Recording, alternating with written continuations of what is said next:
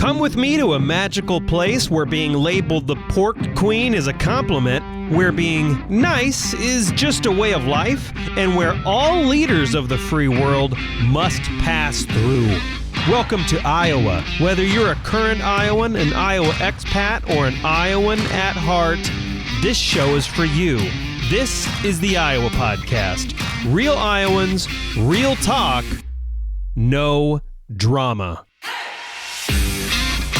From the Brady Dental Care Studio, I'm Justin Brady, and as the leaves turn, you're probably wondering, where are the best locations to really take it all in? Well, that's what we're talking about today, among other things. We're going to talk all about Iowa parks, and to do that, Sally Ortgies has joined us. Sally, thanks for coming in the studio. Do we just call you the Iowa Park Lady? Can we call you that? I think you can. I think that's, pretty much what I go by these days. Now, is that like your Instagram handle or something? It is. Yeah. It is. Now, I actually found you because one of my family members is a loyal follower of yours on Instagram. And so she sent me your Instagram page and said, get her on. Get her on. This would be a great show. So that's how I found you. So thank you for so much for coming in the studio. We're going to talk about all Iowa parks. Well, most of them anyway, it sounds like, because you've hit so many of them. Before we do that, this is your reminder that we're on X, Spotify, Apple. For those that don't know, X, formerly known as Twitter, Apple, iHeart. We're on all the apps, so if you haven't done so already, make sure to subscribe. What that does is every time we get a new show, every time we push a new show up with a fascinating Iowan, your phone tells you. That's what subscribing does. Your phone tells you, hey, there's a new show you can go listen to, so it's constantly being served up to you every week. And as a reminder, go to iowapodcast.com. We put links and photos and all the fun stuff there as well. Sally, thank you so much for coming in the studio. So, I mean, all parks? Are we going after, is this the eventual goal, all parks? Because I know that you have everything categorized from state to county, but you started out this journey of visiting every state park, right? That's right. And my background is actually in city parks because I worked for West Des Moines Parks and Recreation for 34 years before retiring in March of this year. And but during that time, my husband and I started a state park journey back in 2019, fall of 2019, thinking that we were going to celebrate the 100th anniversary of all of the state park system, which was going to be taking place in 2020. And so we got a little head start on that, had the goal of visiting every state park in 2020, so during that anniversary year. And then the pandemic hit, and every celebration that was supposed to happen in 2020 was canceled in the state parks. But we took it as this great opportunity to get outdoors during lockdown, and our sanity depended upon these weekend trips to state parks. We ended up finishing up in 2021, so it took about a year and a half to get to every state park. But we had the best time. It took us to every part of Iowa. Sure. I mean, you're going to every corner of the state. Most state parks are on paved roads, so it wasn't a true adventure. But we just had the best time. And it was about that time then I decided, I need to share about these places with our fellow Iowans. Because I would talk about a park and they'd be like, I've never heard of that park. Oh. Well, let me tell you. And so I started then my Instagram and called it Iowa Park Lady. Now, wait a minute. You started this after you were already on the journey? It was towards the beginning. Oh, okay. Got it. Because you were starting to tell people what you were up to, and they're like, you should be posting about this. Right. Oh, yep. Our first park was Pamel State Park down by Winterset. So I posted about that one for the first time. Now, this is interesting. You mentioned that the original plan was to hit all of them on the 100th anniversary of what now? And then I have a follow-up question to that, too. But what was the 100th anniversary of what exactly? Of the state park system in Iowa. Of the state park system? Yes. Oh, so this is, I mean, I guess overall history, a relatively new thing. Right. 100 years old, little over now. And the first state park was Backbone State Park over in eastern Iowa. Really?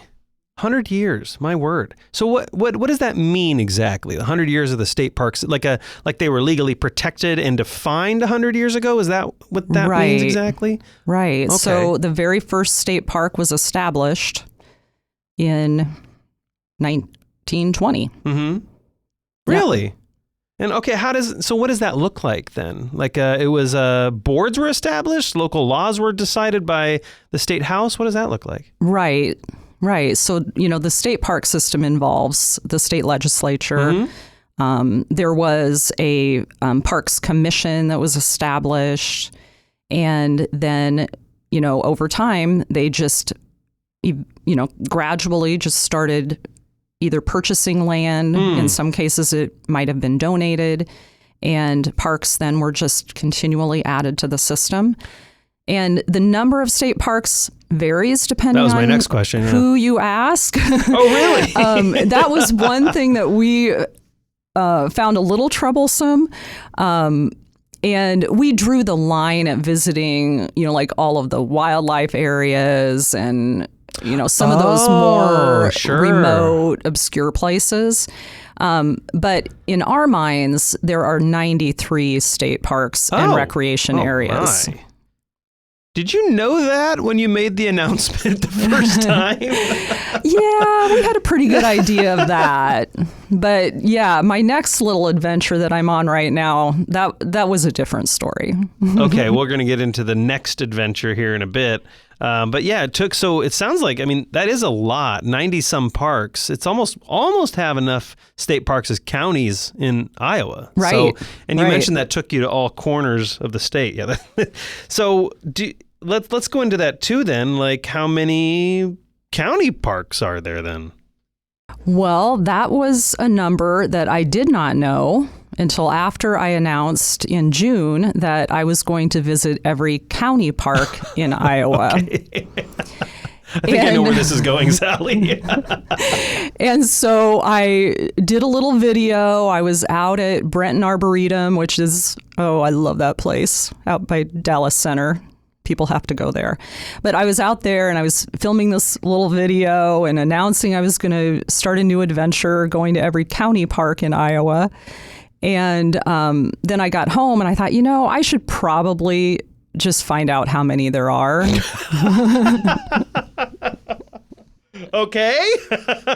And found out that there are 1,850 county parks. Wow.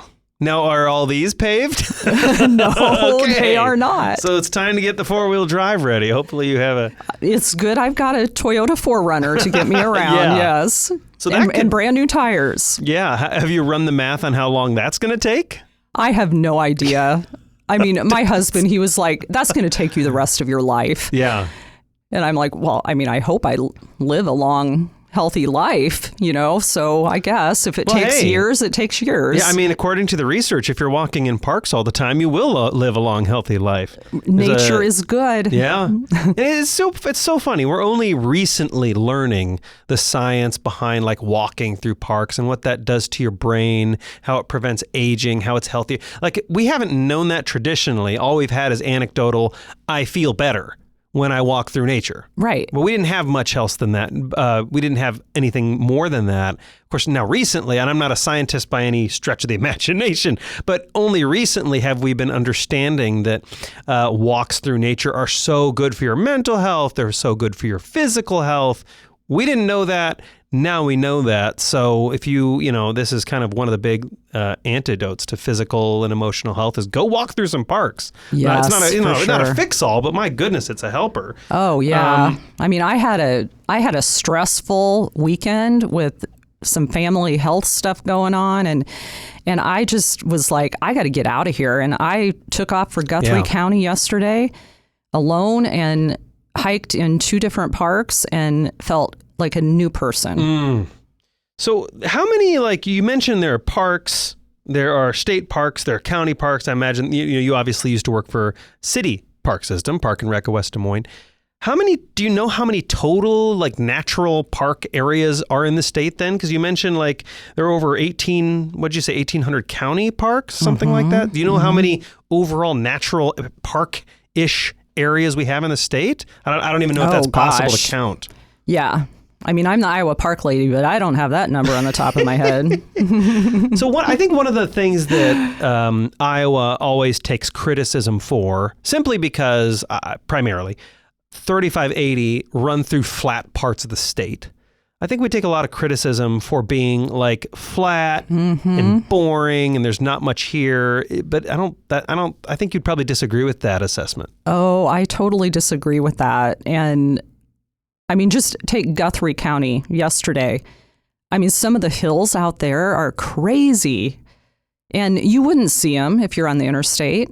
This is northwestern kind of Iowa? North and west of here. Yeah. Yep. And, you just get out on some of these gravel roads and it's like a roller coaster. Right. I mean, even yesterday, I kind of came up over one and I kind of went, whoa, yeah. Like they're steep. And yeah, you just don't see that if you stay on the interstates. Yeah, I've been up there and you're absolutely right. It's a bit shocking because once you get off 80, so is it like north of Stewart a little bit? Yeah, right? Yeah. Stewart, Panora, Guthrie Center up in there. Yeah, and you start to head up that direction and you're right. It's really like a roller coaster. Or you get to Ames and you have the ledges or, that's probably, I live in Des Moines, so that's the one I think of. Right, but, right. Yeah, a lot of, geological formations and, just the different vegetation types. And yeah, it's good to get out of the city. It's good to get off the pavement and just get out and explore. Now, because right now, I think most people are familiar with Iowa because of the farmland, the flat areas. Did it always look like that, though? Is it like, did Iowa always have just these flat areas everywhere? I don't know if you know the history of Iowa, but, or were there like bunches of trees? Did we flatten things over time? How has Iowa changed over the years? I'm not sure that we flattened things, but we definitely changed the vegetation. So, 97% of Iowa's landscape has been transformed. What?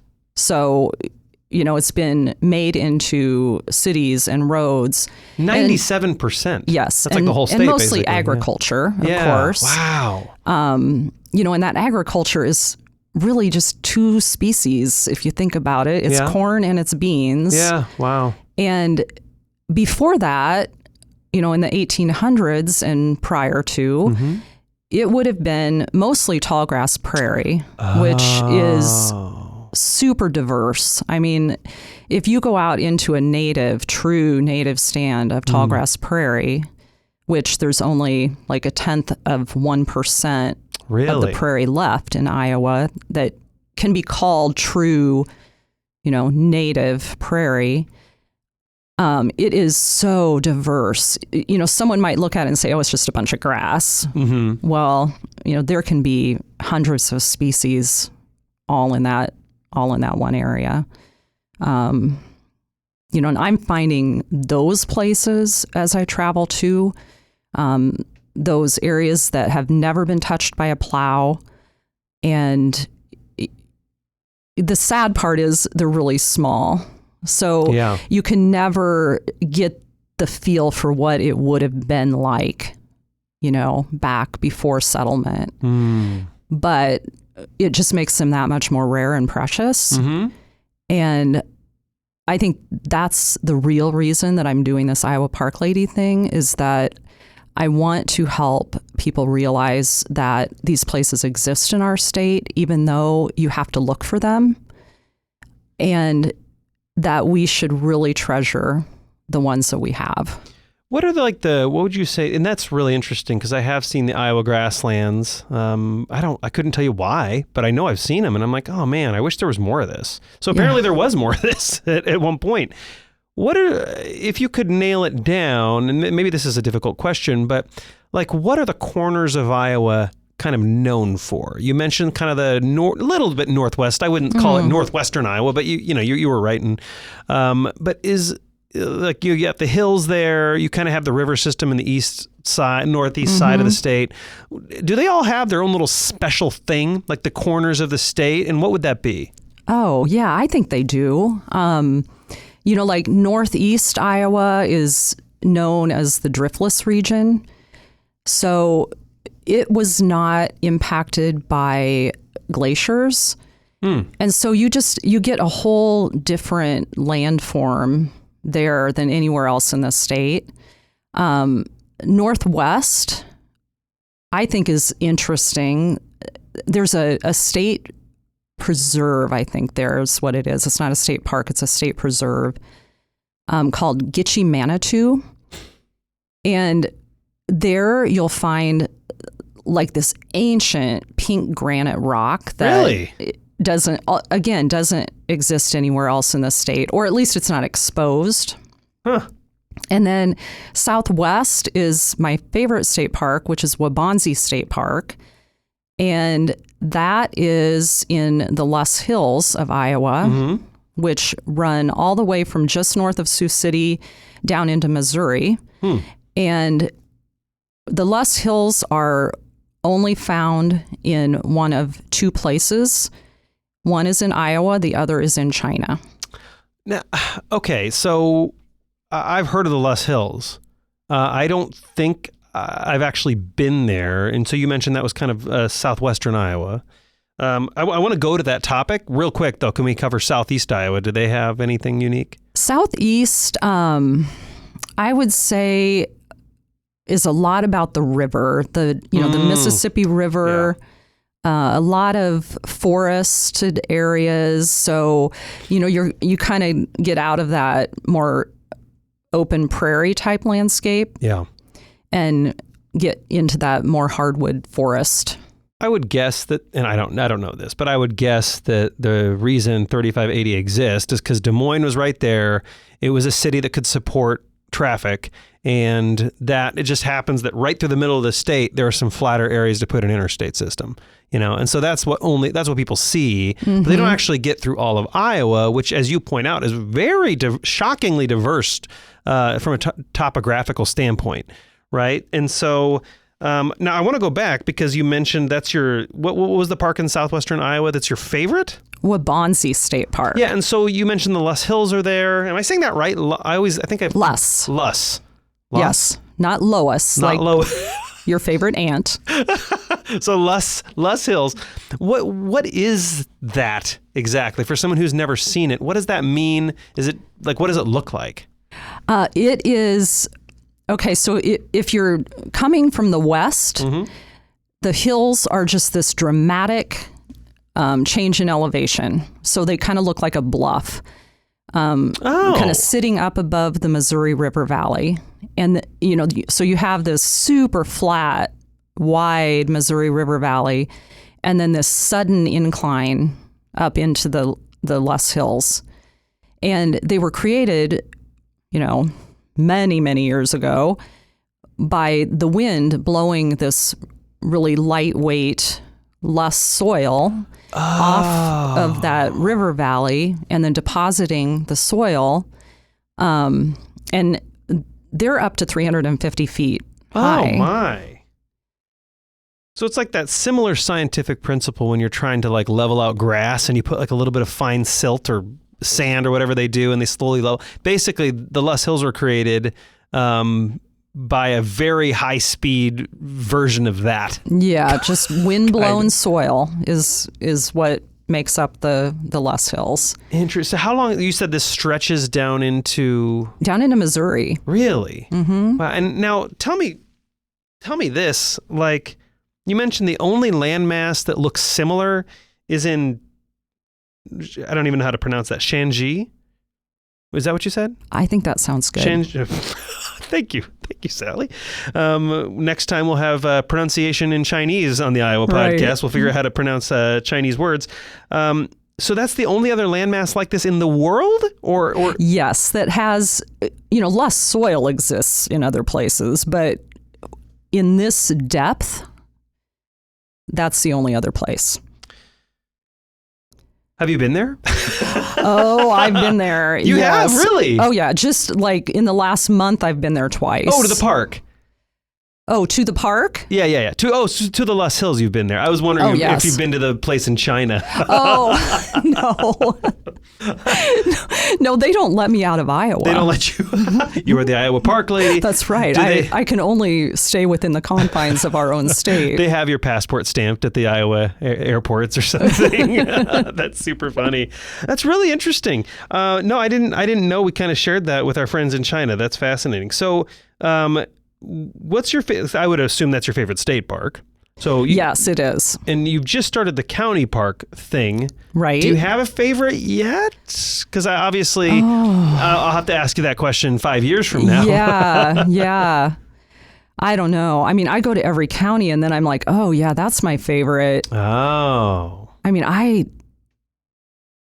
think one that does stand out to me, and this is kind of an odd one because it doesn't really have any natural resources to speak of, which is usually what I'm attracted to. Mm-hmm. But I'm also finding I'm liking these little cultural and historical tidbits that I find along the way. Mm-hmm.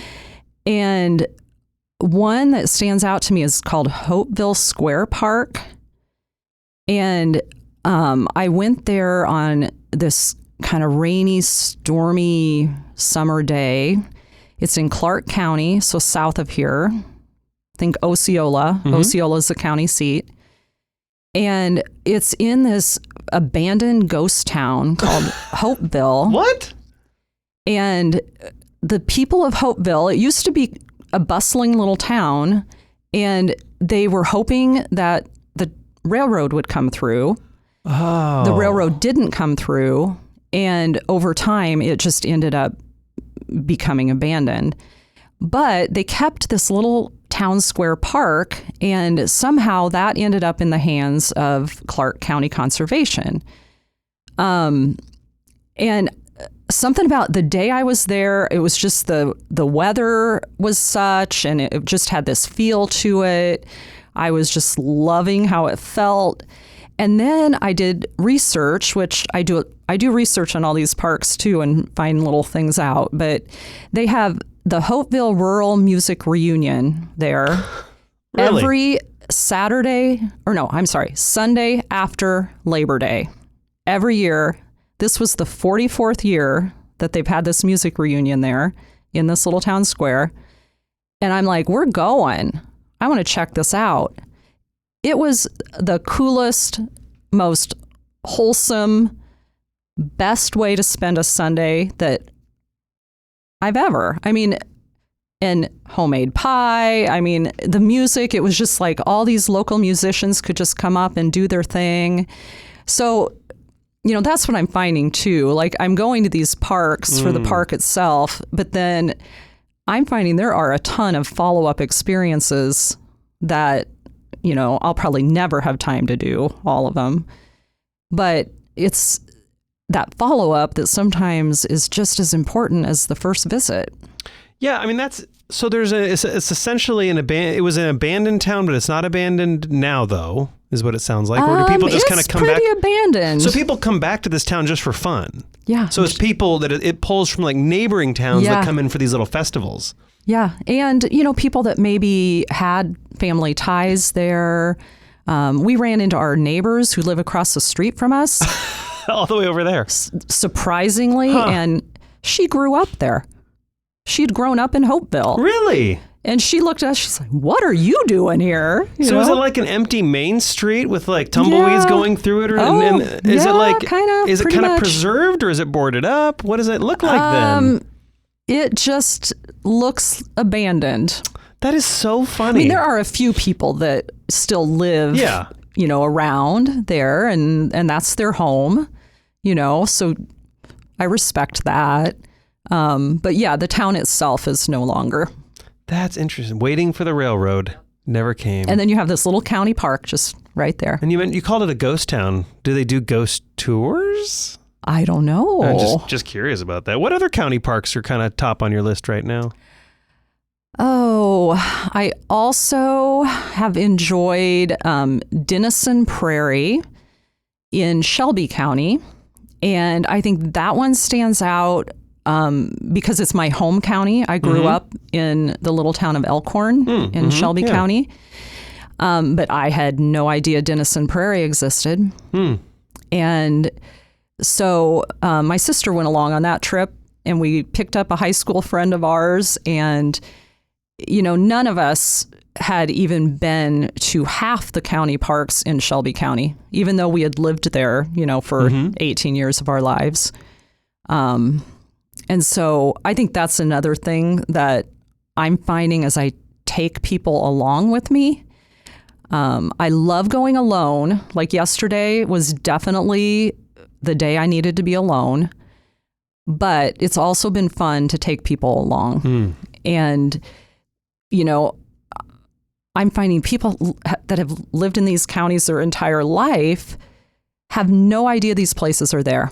Oh, and because we kind of fall into our own patterns, don't we? And we tend to neglect and overlook the things right in our own literal backyard. Right. Huh. That's absolutely fascinating. So obviously you've seen, I like that you threw in the Hopesville story, because Iowa's more than parks, because there are obviously natural forms and structures. As you've essentially, you might know every square inch of Iowa better than most people. So what are some other interesting locations, landforms, maybe museums or people you've met? And I can break those back out for you again. But what are some other ones that really come to mind? I think a museum that I have been to that I thought was really well done. Again, I'm going back to the Les Hills, but it's the Harrison County Historical Village and Iowa Welcome Center. Has a really long name. Good luck fitting that on a business card. Yeah. And, you know, that one had been started by a private resident of Harrison County, and he just did a really nice job with his collection, and then was able to give it to the County Conservation Board, I think like in the 1960s or something. I probably have some of these dates wrong. But yeah, that was one where, you know, we just thought it was going to be this quick little bathroom break. And oh, interesting. And ended up spending a good hour and a half there, just, you know, wandering around and learning about the history of that county. And that was our first stop. So it was nice because then you kind of have a connection already to the place, right? You know, as you're driving through it and as you're going to some of the parks. So I think I would recommend that to folks, that if there is some kind of a museum or, you know, a historical village, a lot of times they do these historical villages, stop there first. And it can then kind of give you that sense of place. Are there any surprising things you learned about just Iowa in general on this tour of this little state park mission that you were a little surprised to find out about? I think I'm finding, especially after the pandemic, during the pandemic, people got out in parks. Oh, that's good. Parks were being used. It's kind of the best antidote. Like record levels. Yeah. You know, campgrounds were packed. Really? And yeah. But after that, I'm seeing a lot of empty parks. Really? The interest is kind of dying down a little bit. Yeah. And I'm just thinking, oh gosh, people, like, I feel like you were getting it right. Like you were getting it.